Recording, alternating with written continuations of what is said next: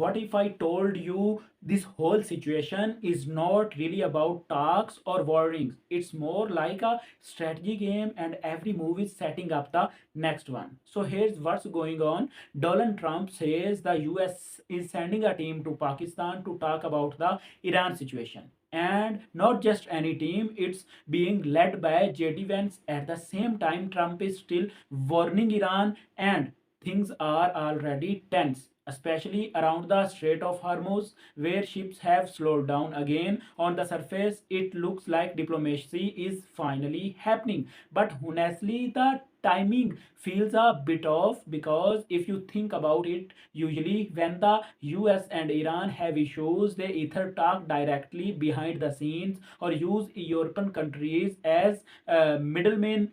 But bringing Pakistan into this, that's different. It suggests the US might be trying a softer, less direct route, maybe using Pakistan as a bridge to pass message quietly. And to be fair, Pakistan actually fits that rule. It has ties with both sides, which makes it useful in situations like this. But here's the thing, this is all happening after tensions have already gone up, and that's where the criticism comes in. When diplomacy starts late, it does not really feel like a long term strategy. It feels more like trying to manage a situation that's already getting out of control. So naturally, the question people start asking is simple: why did not this happen earlier? And then there's another layer of this that a lot of people miss: optics in global politics. How things look matters a lot. When JD Vance personally leads the talks, it sends a strong signal that the US is talking this seriously. But at the same time, just showing up does not solve anything. These high level visits create headlines, they look strong, they show action, but unless they lead to real outcomes like actual step to calm things down, they can end up being more about appearance than results. Now add Trump's repeated warnings into the mix.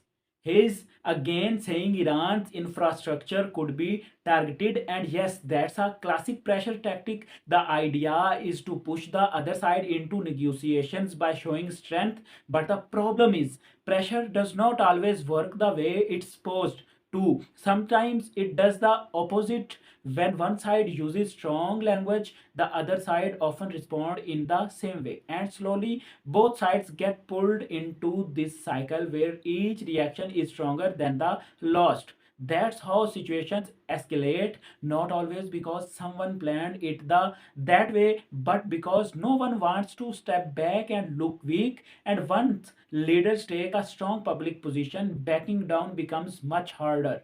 Now this is where things get even more serious. The Strait of Hormuz, this is not just any location, it's one of the most important oil routes in the world. A percentage of global oil passes through this narrow stretch. So when ships slow down or stop, the impact is immediate. Fuel prices can rise, shipping gets delayed, and markets react almost instantly. And here's something important to understand: you don't actually need a full scale war to create global impact.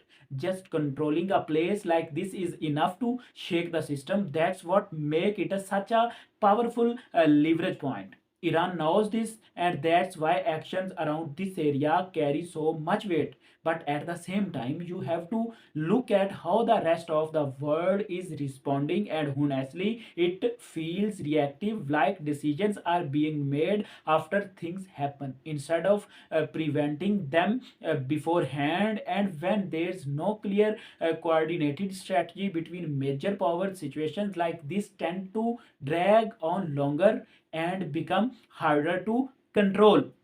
If you step back and look at the bigger picture, it becomes clear that every side is trying to long strong, but no one really wants to step back first. And that's exactly what makes things complicated, because strength is important, but flexibility matters just as much. Without it, talks can easily go nowhere.